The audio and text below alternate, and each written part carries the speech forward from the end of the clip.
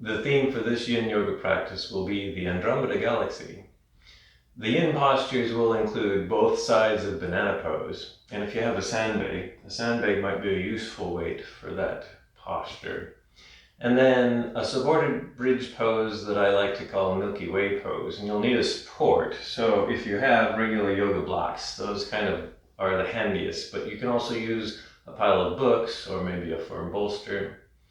Then a forward fold known as half frog pose, both sides, and then finally both sides of the shoulder opener that will require some padding. What works well is a soft bolster. If you don't have a bolster, then blankets and pillows will do. So maybe gather up some props, think and cultivate an appropriate intention for your yoga practice, and then we'll get started.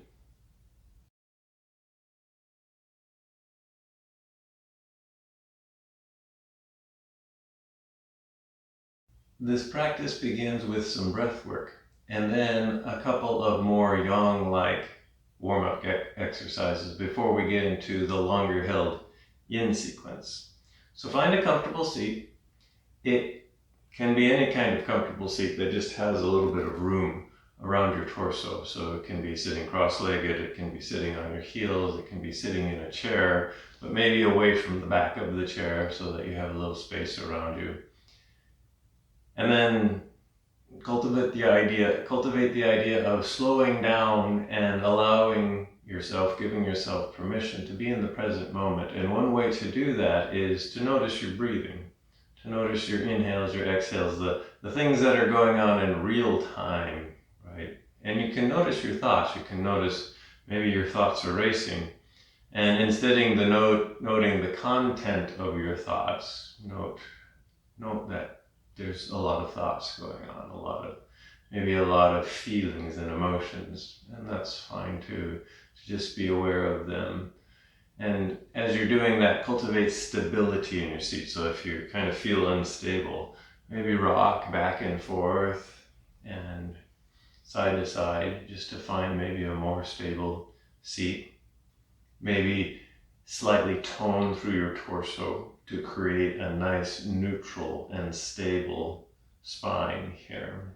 And then some extra things to do is to begin to deepen your breath a bit, and that just means to slow down and lengthen the inhales and the exhales. And then the breathing exercise that I will suggest is an alternative form of what's known as alternate nostril breathing. Now there's traditional forms. This is maybe not such a traditional form, but it's meant to bring awareness to one side of the body or the other side of the body.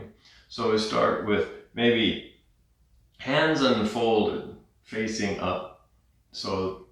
And then take a few nice, complete, full breaths, inhales and exhales, with your mental concentration kind of on your whole body, your whole torso, your whole breath. So it's a centered kind of concentration here. Face is soft, eyes can be open or closed. You might have to keep your eyes open so that you can see what I do, but a soft gaze here. Both hands kind of open and facing up, just for another breath here. And then when you get done with your next exhale, kind of close your left hand and then focus on your right hand. This means we're going to shift the focus to the right half of our body here. So for the next two breaths, just concentrate and feel the right side of your torso. So the hand that's open is the hand that you're focusing on. So maybe one more breath here. Feel the right side of your torso fill up with that inhale, and feel it kind of releasing and relaxing on the exhale. And then close the right hand, open the left hand. Two breaths here, so two long, slow breaths. And again, you're shifting your focus now to the other half of your body here. So inhale and feel the lifting and the expansion of your ribcage on the left side. And then as you exhale, you notice all of that releasing on the left side here. And then we'll go ahead and do one breath and switch from side to side. So open your right hand, close your left hand. One breath, one focus on the right side. So one inhale, one exhale. And then close the right, open the left, and we'll alternate back and forth for a few cycles here. So a complete breath here, focusing on the left side. And then close the left, open the right side. And then an inhale and an exhale on the right side. Close the right, open the left. And one inhale, one exhale, one breath. So you're focusing on your lung on the left side, the air may be moving through your nose on the left side here. And then a couple more cycles, one breath on the right side. And then switch after the exhale, one breath with your mental focus on the left side of your body. Notice what it's doing here. And we'll do one final cycle. So one more on the right side. And then one more on the left side. When you get done with that left side, open up both hands. Take a few nice breaths with your focus centered in the middle now. And by the middle, I mean whole body focus. So now you're balanced here. And maybe just one more breath with both hands open with a balanced and centered focus. And then when you get done with that next exhale, you can release, and we'll do kind of a shoulder hip opening exercise known as sitting swan, and we'll do this in stages. So the first thing to do is come to seated with the legs extended out in front. And it probably works best to maybe not have any padding underneath you except for maybe a yoga mat for a little bit of padding. Stage number 1 for seated swan. Bend your left knee and place your left ankle on the top of your right thigh.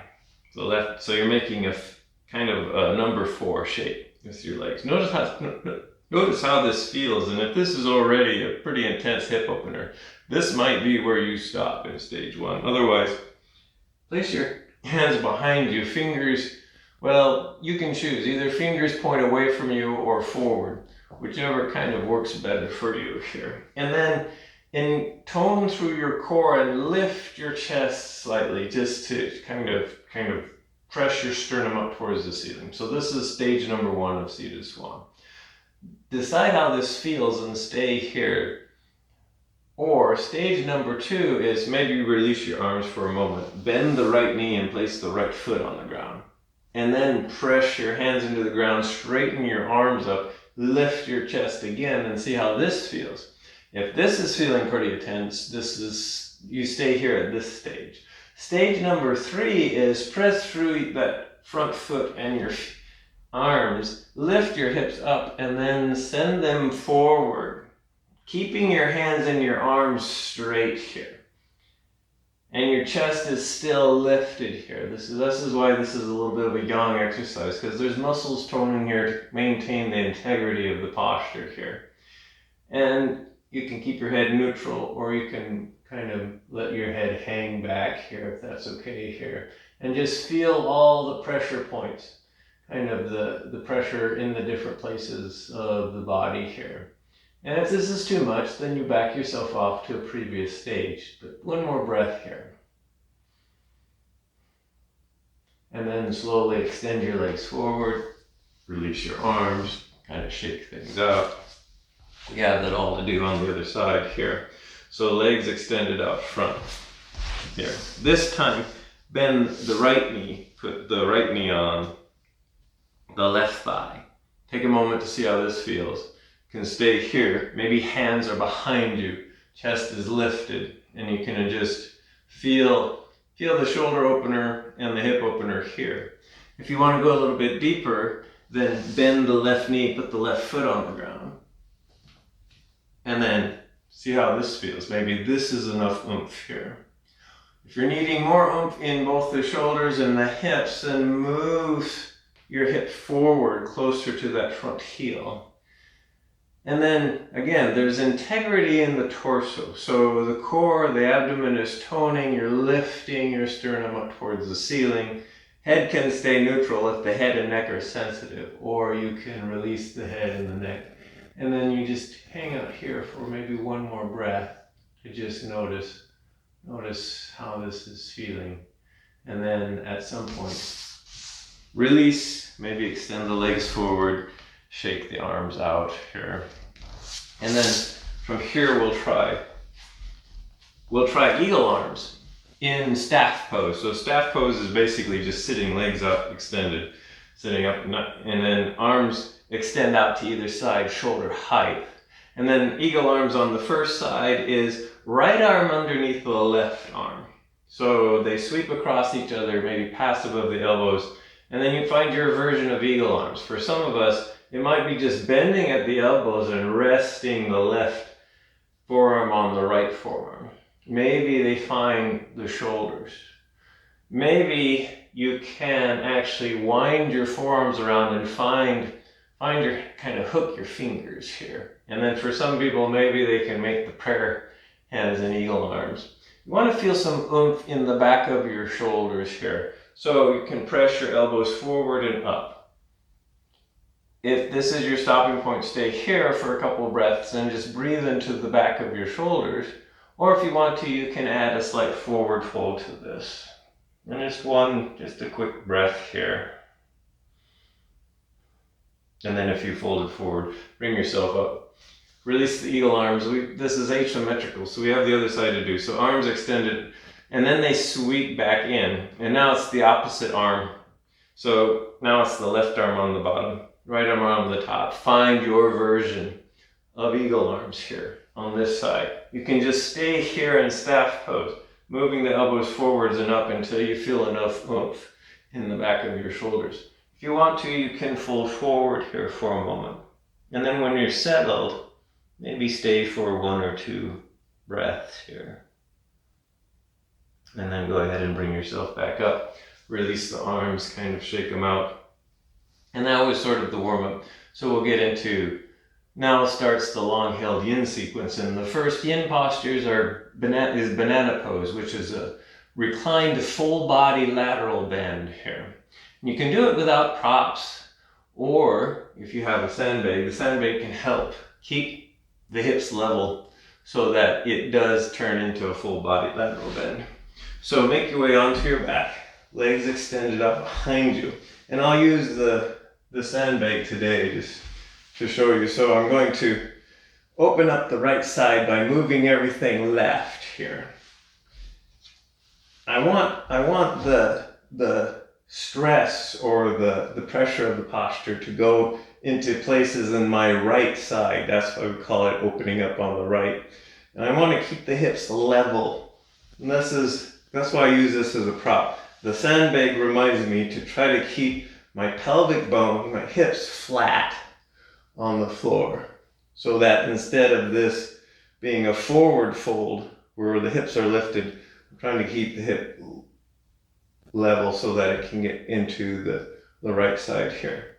So I start inching my extended legs over to the left as far as they go until they just don't go for me anymore.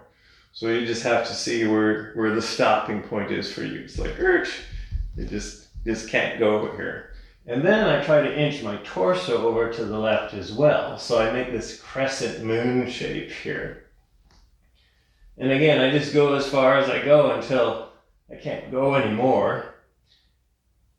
And I'm trying to remind this right hip from lifting too much. It can lift a little bit. And the sandbag isn't going to stop it from lifting. But I'm starting to feel a lot of stuff in my right side here. So this is finding my edge, right? This is how you find your edge. Now there's little things you can try. You can cross your legs, or maybe keep them uncrossed here. You can extend your arms overhead and grab the right forearm with the left hand and gently pull on it to get an additional stretch through that right shoulder and the right arm. So you're kind of lengthening out and opening up that whole right side here. Head and neck are comfortable. You can rearrange your head and your neck if they're feeling kinked and uncomfortable to a more comfortable position. I kind of lean my head to the left just to kind of accentuate this idea of of opening up through the right side here. So this is banana pose. And if you're in a place that feels too traumatic and desperate and painful, then back yourself off a little bit to where you're just feeling a little bit of resistance rather than painful sensations. If you're not feeling anything, see if you can inch yourself deeper into the posture. So this is mechanic or tattva, or principle number one of any yoga practice, is getting yourself into the shape, your shape for your body. And then we stay here for a few minutes here. And if it's something that's feeling too desperate, you're probably going to fidget in and out of the posture, which means you need to readjust your edge to finding something more appropriate, where you can do the second principle, which is staying still. In other words, if you have found a good edge, it's easier to cultivate the patience and the fortitude to stay. You're feeling something, and you're feeling enough that your mental focus can stay centered on what you're feeling. The fundamental idea behind this is attention in the present moment here. If you're not feeling enough, you're going to get bored and your mind is going to wander. If you're feeling too much, your mind is going to get desperate and it's going to wander, and you might also eventually hurt yourself if you keep forcing yourself too deeply into these postures. This practice is done with patience and time more than aggressive pushing here. Check in with your breath.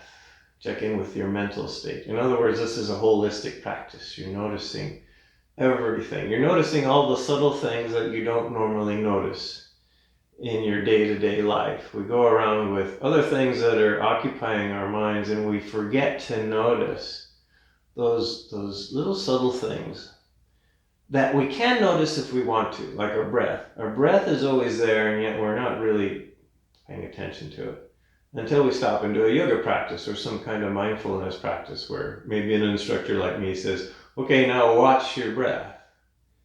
Well, what does that mean? That means now it's time to step back and just notice the basic things that are always there, but we have the luxury to ignore. And that's essentially these mindfulness practices, because they actually are, this stepping back is actually, in the long term, tends to benefit most of us. We need to just find our version of these practices. And since we're all very different and diverse, our version is going to be as different and diverse as our bodies are. So we need to be on the hunt. We need to be on the exploration. Just a couple more breaths here on this side of banana pose. If you're feeling too much pain, you need to be coming out of the pose. If you're not feeling it much, maybe a little bit of yang stretching here at the final breath here. And then slowly begin to work yourself out of this side of banana pose. Make your way back to center. If you're using a sandbag, take the sandbag off for a while. Give yourself permission to have a little bit of reverberation time. This is often called the counter pose time. You can do all kinds of little maneuverings, which includes rest here. And then I'll set up for the other side of banana pose. So everything the same except reflected on the other side here. So if you're using the soft weight, it goes on the opposite hip here, just to remind that hip to try to stay close to the ground. Just try to stay level with the other side of the pelvis here. And then you start walking your extended legs over to the right, and then you start inching your torso over to the right here. And then decide what your form is. Maybe you cross legs, or maybe you extend your arms overhead. Maybe that doesn't work so well, so you kind of just leave your arms as they are. Decide where your head and your neck wants to be. So settle into your banana pose, and we'll stay here for a few more minutes on this side of banana pose. And you don't have to stay as long as I'm staying. You can stay just 1 or 2 minutes. You can always stay longer. So the length of time is a critical part of the practice in the pose. Since we're all different, the time that we stay in a pose can also be different. That's why I'm saying give yourself permission to adjust the times. I generally hold postures between 3 and 4 minutes in these videos. So if you're wondering how long we're holding postures here, which may or may not be appropriate for you. In my experience, most people can survive a 3-minute posture. And so that's why I've chosen around 3 to 4 minutes here. But if your body is giving you other signals to come out, then come out. Or maybe they're giving you signals to stay, then stay longer here.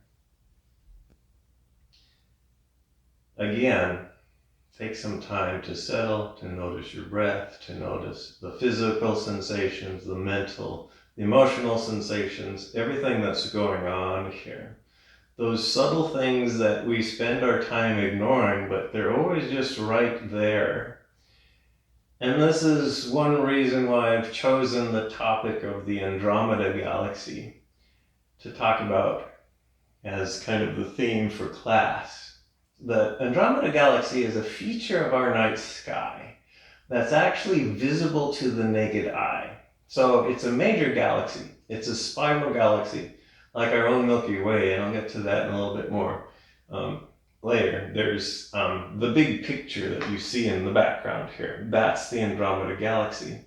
Now, it doesn't look that impressive when you look at it in the night sky, but you can see it in a fairly clear, dark night sky with your own eyes if you have reasonable vision here. In fact, its claim to fame is that it's the farthest thing that you can see with your own eyes, with the unaided eye. Anything farther than the Andromeda Galaxy is too faint for most people to see. You have to have binoculars at the very least to be able to see them. So that's why this is important, because most of the time we don't notice Andromeda Galaxy. It's this faint little smudge that most people don't even notice is there unless you're really looking for it. And then when you really look for it, you can actually see it. It's kind of like your breath. It's kind of like these subtle sensations that we're chasing after in a yoga practice, except this is it. We're chasing after the Andromeda Galaxy in the night sky, and there's no special equipment that's needed to see this. Now, unfortunately, the Andromeda Galaxy is in a place in the sky that is ideal for all of us that live in the northern hemisphere. But if you live in the southern hemisphere, then you can see it, but it kind of grovels for short periods of time on the northern horizon. So it's more of a north hemisphere object. Now the Andromeda Galaxy is a galaxy. It's one of the few galaxies you can see with the naked eye. Now, there's brighter galaxies in the southern hemisphere. The large and small Magellanic Clouds, those are dwarf galaxies that live right outside of our own home galaxy, the Milky Way Galaxy. They're much closer to us than the Andromeda Galaxy. Andromeda Galaxy is like the Milky Way Galaxy. It's the Milky Way Galaxy's sister galaxy. We're kind of done with this side of banana pose, so when you're ready, slowly and gently make your way back to center. Again, take any prop like a sandbag off. This is some reverberation time. So the idea here is to notice the achiness that might have developed. So yin yoga is like twisting a sponge when you're in the posture, and then when you come out of the posture, it's like releasing the sponge. There's that rebound here. I'm going to suggest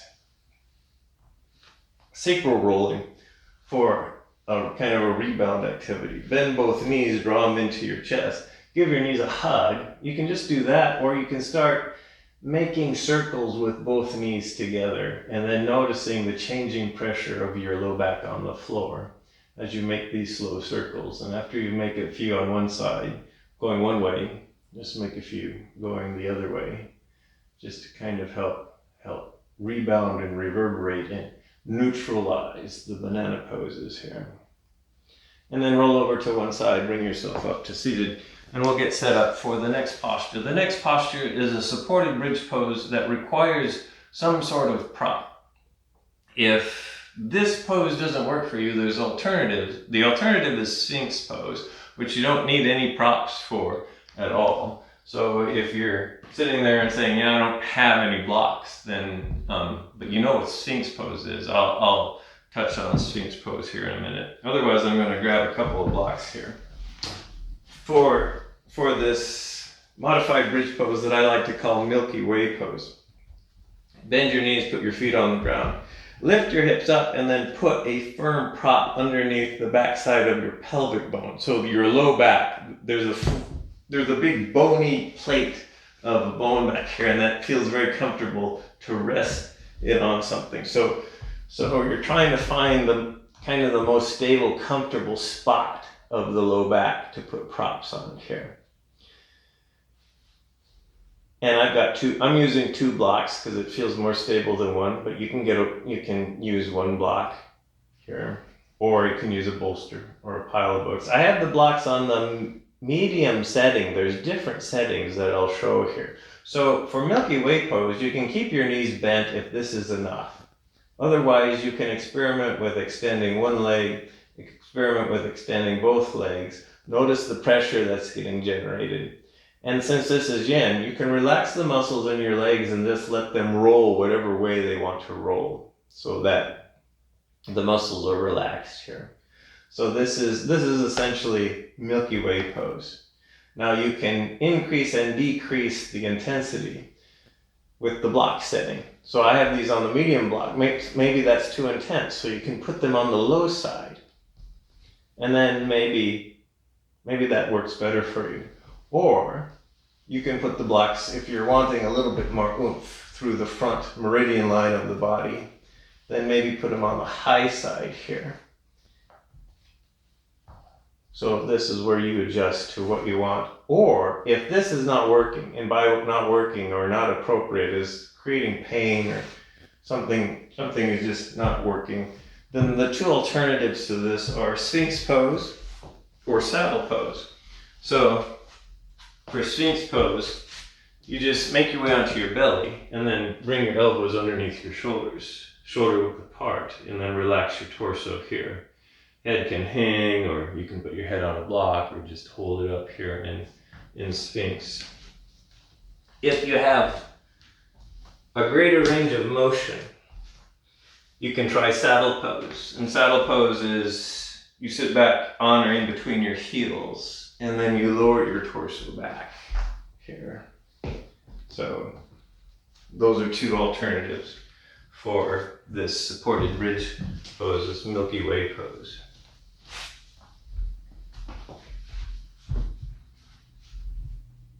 And we'll stay here a little bit longer. So once you get settled into whatever posture, we'll stay for maybe 4 or 5 minutes here in the supported bridge. Once you found a good edge, it really is just like head and neck are neutral, maybe extra padding under the head and the neck, arms and shoulders are relaxed, legs are relaxed. You just allow the opening to sink in. So for a lot of us, we have tight psoas, muscles and fascia and ligaments that run through the front of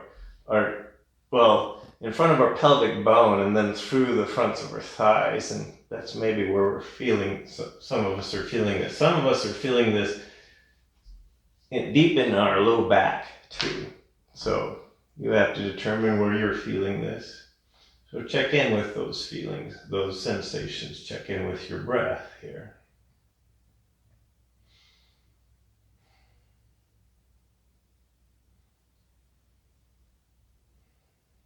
So the Andromeda Galaxy is an object that's most easily visible in the northern hemisphere during the fall and winter months in the evenings. And then it's up all night long. And it's a good object to try to find because it's high in the sky. Fall and winter nights tend to be long, they tend to be dark and clear, and so it's a good time for looking for these objects. And again, it's a great object to find because it's something that you don't need any special equipment for. You don't need binoculars, you don't need a telescope. You can go out and you can hunt for this object. But of course, you need to kind of know what area of sky it is in, so you probably need somebody to point it out to you. And then once they have, it's kind of obvious. It's this nice little smudge that's not sharp like the stars are. It is in between two bright asterisms. So there's the bright asterism of Cassiopeia in the constellation Cassiopeia that looks like either a W or an M, depending on your perspective. Some people are familiar with that asterism. And then the other asterism on the other side of the Andromeda Galaxy is the Great Square of Pegasus. So in the constellation Pegasus, there's 4 stars that make this big giant giant square or diamond-shaped pattern.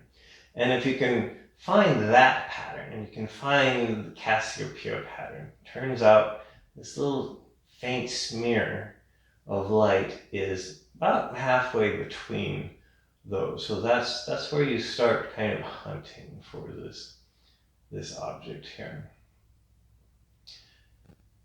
The Andromeda Galaxy is known by other names. It's known by numbers too. So the common name that amateur astronomers would call the Andromeda Galaxy, they often call it by its Messier number. And its Messier number is M31. So it's known as the Great Galaxy M31.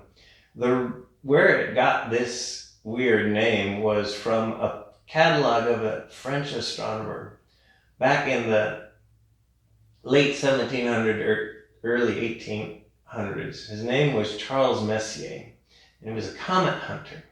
And he knew that stars were sharp points of light and comets were fuzzy blobs. So he wanted to find all the objects in the sky that were fuzzy blobs but weren't comets. And so he made this famous catalog called the Messier catalog of all the fuzzy blobs that weren't comets. And one of the most famous fuzzy blobs that he cataloged was the Andromeda Galaxy. It's a fuzzy blob, but it's not a comet. It was something else. Back then, they didn't know what it was. They thought it was just kind of a nebula of some kind here. So about 5 more breaths here in your version of Milky Way Pose here. In fact, the significance of the Andromeda Galaxy is for the early years of modern science, we believed the entire universe was just the Milky Way Galaxy. We thought everything we saw was contained inside our own home galaxy. There was no outside of our galaxy. And it was only very recently, 100 years ago, just literally 100 years ago, that we still thought this. And the Andromeda Galaxy played a critical role in dispelling that idea, in proving that there's actually a lot of galaxies outside of our own galaxy, Andromeda being the flagship case for this.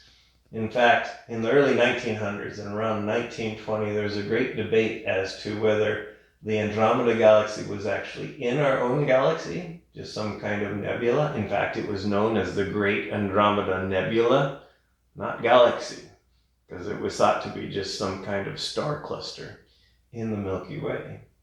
It was in the 1920s that astronomers finally realized that the Andromeda Galaxy was nowhere inside the Milky Way Galaxy. So we're slowly coming out of Milky Way posture here. If your legs were straight, slowly bend your knees, put your feet on the floor, root through your shoulders and your feet, and then lift your hips up so that you can take your props out from underneath your hips, and then slowly lower your hips back to the ground here. And then a little bit of reverberation. You can hug your knees into your chest. I'm going to recommend reclined butterfly, so you can put the bottoms of your feet together and just very slowly lower your knees out to either side. This is the counter pose, so we're not here for very long, but maybe 2 or 3 breaths here, just to kind of allow our spine to be neutral after that back bend. And then a gentle hip opener to kind of release the psoas after that long stretch here. And then bring your knees back up together, roll to one side. Come to sitting with your legs out in front. So next yin posture is known as half frog. There'll be an alternative to this posture. And if you like to sit up on a little bit of padding, just in case there's kind of tightness in your low back or your legs, then go ahead and do that here. So with your legs extended, this will end up being a hip opener and a forward fold here. So bend your left knee and see if you can bring your left heel on the outside of your left hip. And then maybe bring the left knee out wide a little bit here. Don't worry about the orientation of your foot. Just make sure it's not in pain here. So it might be different than my foot here. Right leg is extended. And then this is maybe enough. So you can just stay here in this posture. The next stage to half frog is to just maybe gently fold and round forward over the right leg any amount here. And the right knee can be soft and bent. You can use props to prop your head and your neck up, or your torso here, or maybe it can just hang here. So find your version of half frog. Maybe this internal rotation is not working for you. So you can do a different posture. You can do half butterfly. Half butterfly is bring the heel on the inside of the hip. Knee goes out wide, and then do the forward fold this way. This is a different posture because the hip is rotated in a different position, but it's better than injuring yourself if half frog is just not available to you here. And then we'll stay here for a couple more minutes.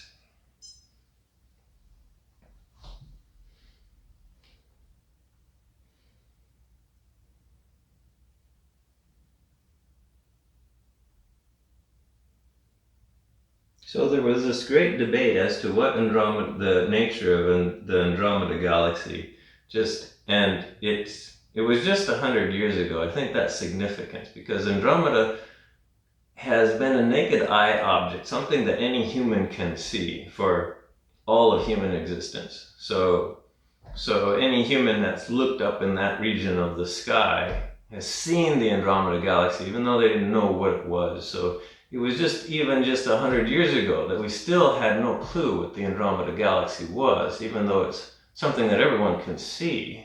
It's right over our heads here. And they're trying to figure out, is it something that's part of the Milky Way Galaxy or is it outside? If it's outside, it revolutionizes all of science because it's saying the Milky Way Galaxy is not the universe. There's actually things beyond the Milky Way. And indeed, there were 2 people, an astronomer named Curtis and one named Hubble.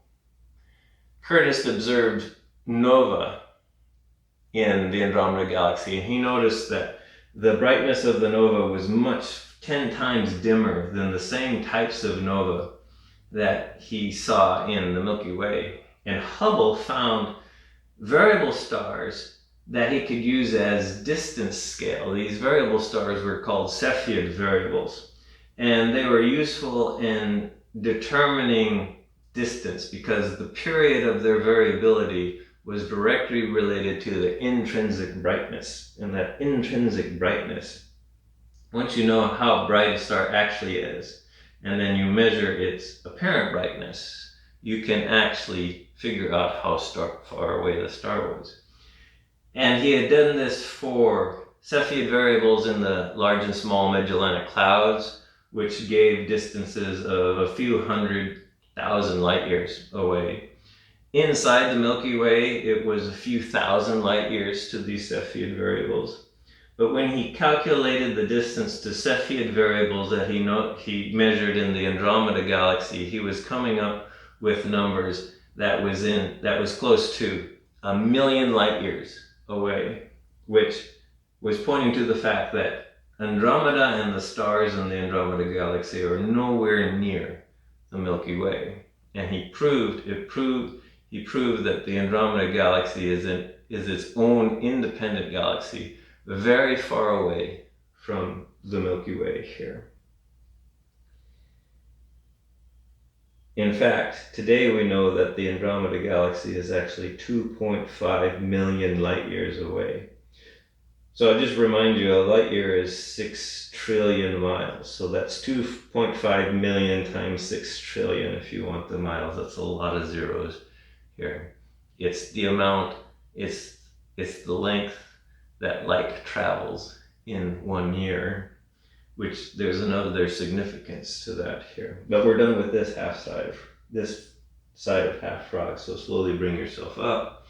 Maybe kind of lean away from the half frog leg so that you can slowly and gently release it. And then maybe a little bit of reverberation here, but we'll set up for the other side of half frog here. So come back to both legs out straight. And then the other leg, the other knee. So the right knee bends, bring the right heel on the outside of the right hip. Maybe the right knee needs to move out a little bit. If that's not working, try half butterfly instead. And then you can keep your torso neutral, or you can bend over the left leg.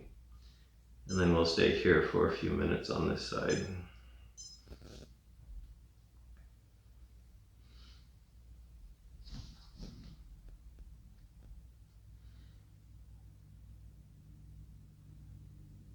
So when you look at the Andromeda Galaxy with your own eyes, you're seeing something that's 2.5 million light years away. You're also seeing light that's 2.5 million years old. It was 2.5 million years ago that the light left the Andromeda Galaxy. So you're also seeing the Andromeda Galaxy as it was a long time ago here. But because the Andromeda Galaxy is in our local neighbor, it's the closest major galaxy to the Milky Way. By the way, the Andromeda Galaxy is very similar to our own Milky Way. It's the closest prime example of what our own galaxy looks like. We can't see the Milky Way galaxy because we can't fly outside of it and look back on it because we're inside our own galaxy. Makes it hard to get a perspective on what our galaxy looks like. But our galaxy is the Milky Way galaxy is a barred spiral galaxy. So is Andromeda. And they have a lot of similarities. They're about the same size, although they're kind of different in a few ways. The Andromeda Galaxy is volume-wise much larger than the Milky Way. Milky Way is about 100,000 light years across. Andromeda Galaxy is about 200,000 light years across. The Andromeda Galaxy has more stars in it than the Milky Way Galaxy. Milky Way Galaxy, our own home galaxy, has about 400 billion stars in it. Andromeda Galaxy has about twice as many. It has about 1 trillion stars in it. However, our Milky Way Galaxy, our home galaxy, appears to be, recent studies have suggested that it's actually more massive, has more mass than Andromeda Galaxy. So it weighs, in other words, it weighs more than the Andromeda Galaxy. It has more dark matter, whereas the Andromeda Galaxy has more stars that you can actually see in it here. So we have about another minute on this side of half frog. Because the Andromeda Galaxy, in terms of the scale of the universe, is relatively close and is a neighbor at only 2.5 million light years away to the Milky Way, they are gravitationally bound by each other. In other words, they feel each other's gravity, and because of that, they're actually slowly moving towards each other. So the Andromeda Galaxy is actually moving towards the Milky Way.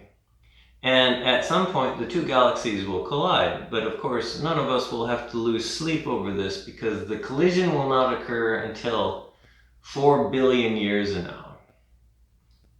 And another thing of interest is when galaxies collide, it's not a violent collision. There's so much empty space in between the stars that they sort of just kind of pass through each other like ghosts, and then slowly kind of do a dance and kind of morph together.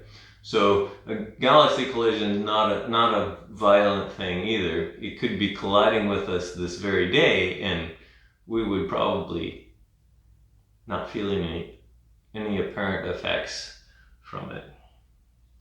So one more breath here on this side of frog, and then slowly bring yourself up.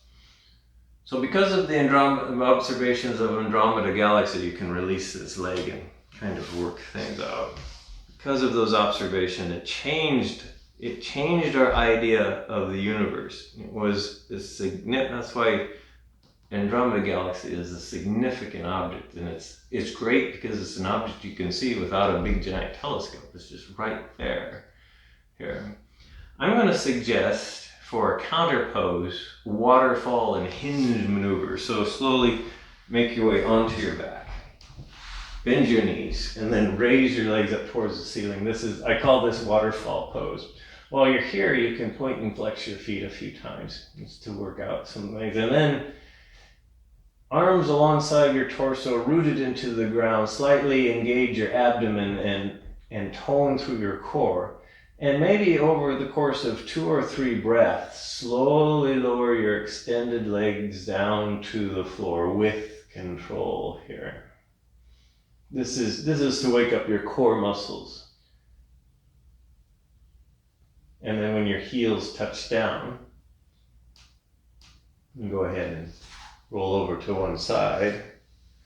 We're going to make our way onto our bellies for the shoulder opener. Some padding will be useful here. I'm going to use this soft bolster to demonstrate this posture, but if you don't have a bolster and you want some padding, you can do this without padding, but if you want some padding, you can use some blankets or pillows or any kind of soft material that you might have. I'm going to lay down prone on the bolster here. And then I'm going to move over so that my upper right torso is on the bolster. My upper right shoulder is on the bolster. Maybe my head is a little bit on the bolster. And then I extend my right arm out to the right shoulder height. And then maybe adjust a little bit if I need to here. Root my hand into the ground, and now I'm going to roll my torso the other way to roll on and open this right shoulder here. So I take my left hand, I press it into the ground, and then I press my torso to roll it to the left, and I'm paying attention to the pressure that's being generated in this shoulder and down this right arm here.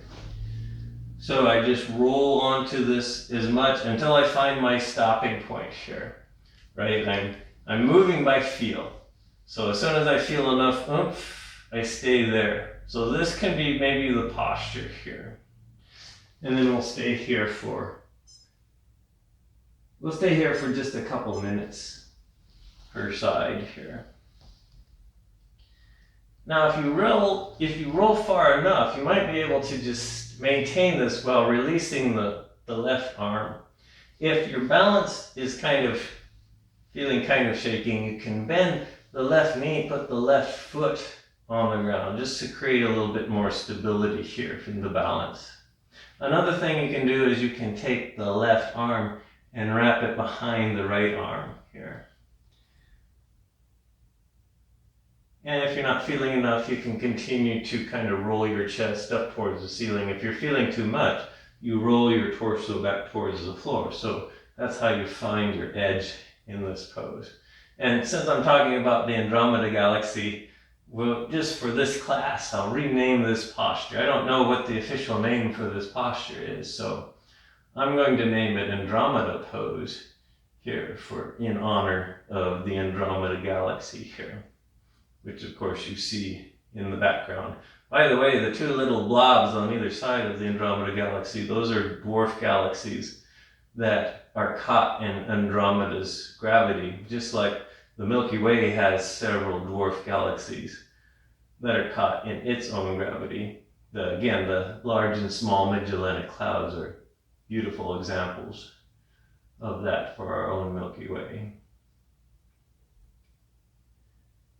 So it was really Hubble using the Cepheid variable technique. In fact, incidentally, the Cepheid variable technique was developed by an astronomer by the name of Henrietta Swan-Leavitt, and she had noticed that these pulsing stars had a very similar brightness, and Edwin Hubble used that technique to determine that Andromeda Galaxy was a spiral galaxy in its own right, far outside of the Milky Way, and that fundamentally changed our idea of how big the universe was.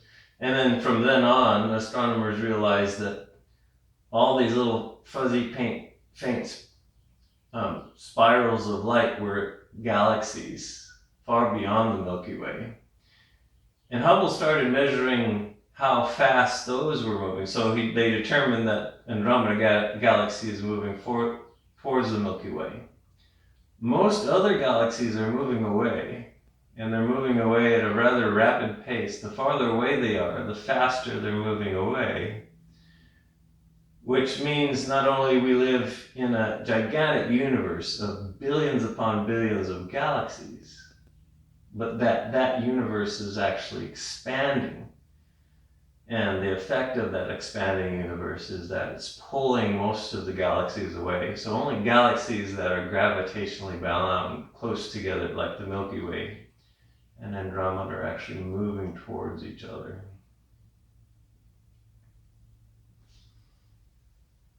So we're done with this side. Slowly unroll yourself.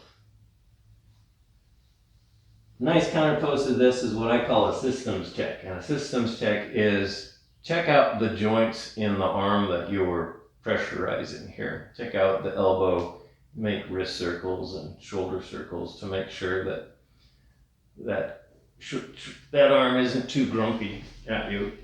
And then we'll do the other side here. So same procedure, only I'm shifting so that my left side and my left shoulder is on the bolster here. My left, again, if I do this in a good way, my head and neck will end up on the bolster too. So maybe top of the bolster is in line with the head and the neck. Left arm is extended out to the left side now, roughly shoulder height. And now I press my right hand into the floor to roll on and open up this left arm. And I'm doing this slowly so I can figure out how far I need to go until I've got enough oomph. You can just stay with that right hand pressed into the ground. You can put the right foot onto the ground with the right knee bent for balance, or you can wrap the right hand, right arm behind you. And here we stay for another couple of minutes or so.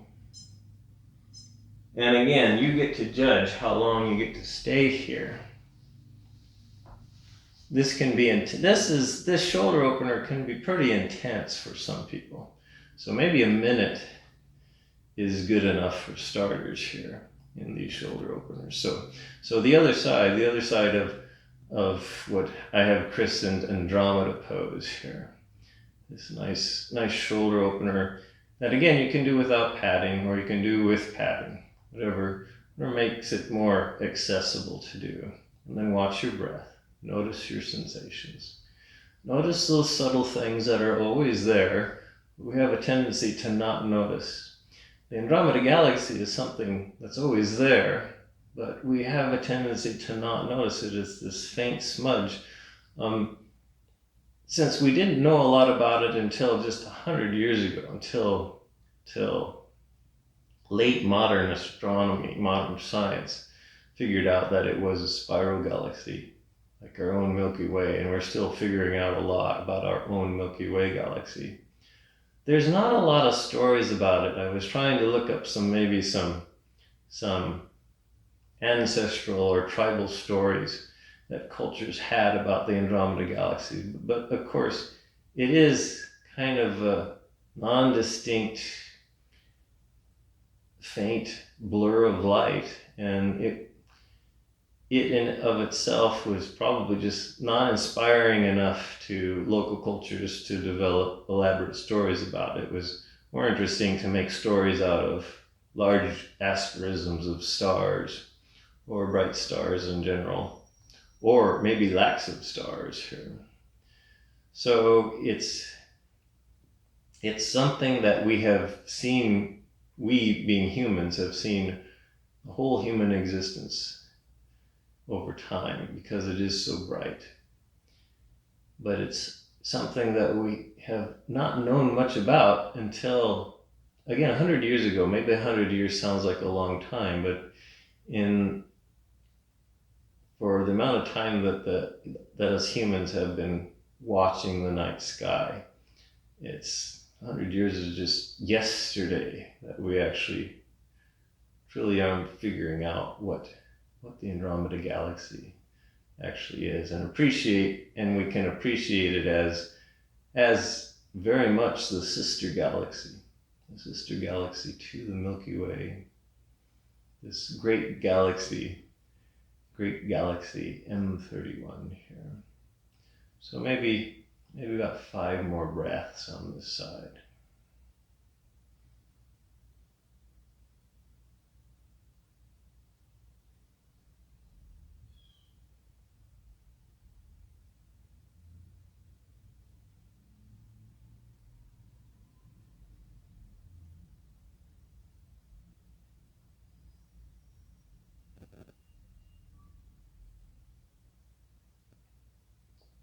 And then when you're ready, bring that right arm around if you had. Slowly unroll yourself here. And then as you unroll yourself, do a systems check on that other arm. Again, give yourself permission to move slowly here. This is a yin practice. I'm going to suggest wide-legged child's pose as a counter pose to this posture. So you basically sit back towards your heels, knees go about mat width apart, or wider or less wide, and then lower your torso, extend your arms forward. This is just the counter pose here. And then you just kind of reverberate here for a couple of breaths here. That was the last intense yin posture here. And then slowly bring yourself up. We'll do a couple of twists for an integration before we move into our resting posture. So for integration, we'll try a seated twist. You can sit with legs out in front. And then bend the left knee, take the left foot and put it on the outside of the right knee, root through that left foot. And then you can keep this right leg straight, or you can bend the right knee and bring the right heel on the outside of the left hip. Clasp your hands around the upper knee. Roll your torso tall, and then begin to twist to the left here. And if you want to, you can wrap this right elbow around the left knee. Left arm and left hand comes behind you to kind of just press into the floor to stabilize you. And then for a couple of breaths, grow tall on the inhales, and then on the exhales, see if you can deepen the twist here. Head can stay neutral, or you can look over that back shoulder.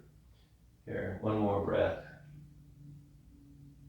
And then bring yourself back to center, maybe a counter twist, but we are twisting to the other side. You gotta switch the legs so legs come out straight. And now it's the left knee leg that stays straight, or you can bend the left knee, put the left heel on the outside of the right hip. Right knee bends, right foot is planted on the left side of the left knee. And then you can hug the right knee with your hands to grow your spine nice and neutral. And then begin to twist over to the right side. So your left elbow can hug the right knee, right hand behind you here. And then just a few breaths here in this twist.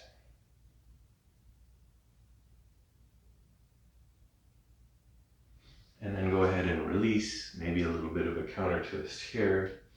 A little bit of free form yoga before a resting posture. And that free form yoga is anything you would like to do to work out any kinks or imbalances that might be arose during the practice. And then settle yourself down into your version of a resting pose, something that's safe, secure, stable, comfortable, soft. It can be this traditional form of Shavasana with arms and legs just comfortably extended, lying on the floor here. You can modify this in any way you want to. You can have a pillow underneath your head. You can have a prop underneath your knees, like a bolster, so that your knees can go out wide. They can be slightly bent here. Again, if it's slightly cool in the room you're practicing in, then feel free to cover yourself up with a blanket here. Give yourself permission and take some time to set up for this pose. Allow yourself to really get comfortable so that you can let go. And let go of the past and the future. Allow yourself to just reverberate in the present moment. Everything's getting soft. Notice all the contact points that your body makes with either the floor or the props that you're using. Soften there. Send your breath and your mental focus there. And allow those places to kind of ooze and melt into the floor. And then begin to soften your face and your jaw. Soften your eyes. Skin around your ears, your forehead, the crown of your head. Defocus your thoughts. Let them be fuzzy. Let them drift randomly in and out. Notice the rise and fall of your rib cage as you breathe here. See if you can notice other little physical sensations might be going on in your body. Maybe you notice some muscle tension somewhere. Send some gentle breath there. So you're trying to notice these little things about your being that have always been there, but we haven't noticed. We normally don't notice them because we're too busy. We're too busy with other things. This final resting pose is a deliberate attempt at not being busy. That's your job. Is instead of doing something, your job is to just simply exist, to simply be here.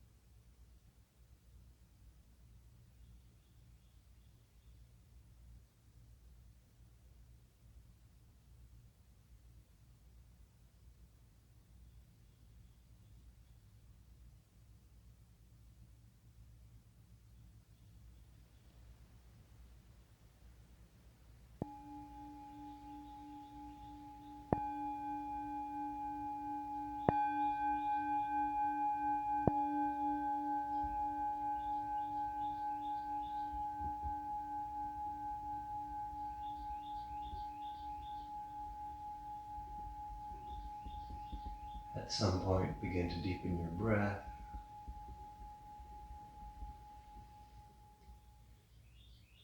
Begin to make small motions with your fingers, with your toes.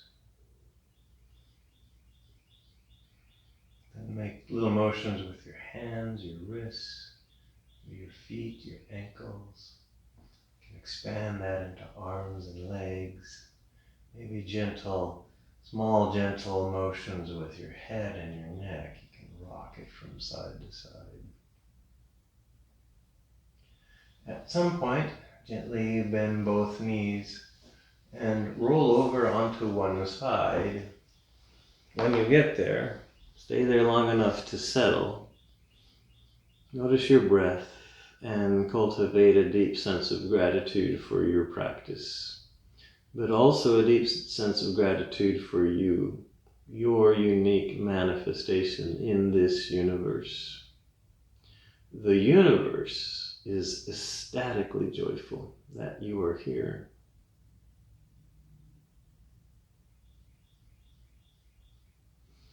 And then when you're ready, press yourself up into a comfortable, stable seat. When you arrive there, bring your hands together in front of your heart center. I'll end practice with an Om.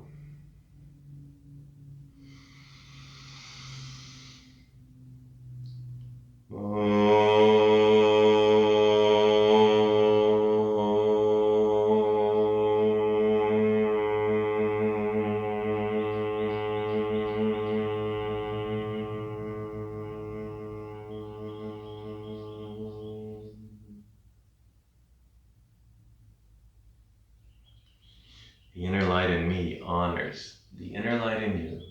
Namaste.